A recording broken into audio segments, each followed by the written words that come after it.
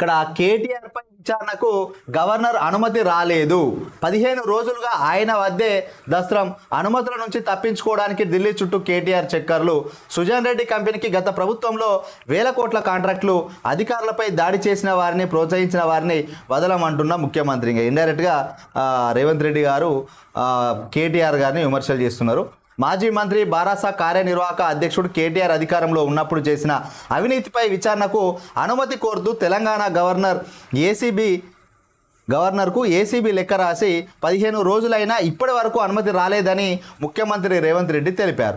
విచారణకు నిబంధనల ప్రకారం గవర్నర్ అనుమతి కోరుతూ పంపిన దస్త్రం ఆయన వద్ద పెండింగ్లో ఉందన్నారు. విచారణకు అనుమతి నుంచి తప్పించుకోవడానికే ఢిల్లీ చుట్టూ కేటీఆర్ చెక్కలు కొడుతున్నారన్నారు. దీని ద్వారా భాజపా, బారాస చీకటి బంధం భయపడుతుందన్నారు. ఒకవైపు కేసీఆర్ అవినీతిపై తాము చర్యలు తీసుకుంటుంటే మరోవైపు భాజపా సహాయపడుతుందని ఆక్షేపించారు.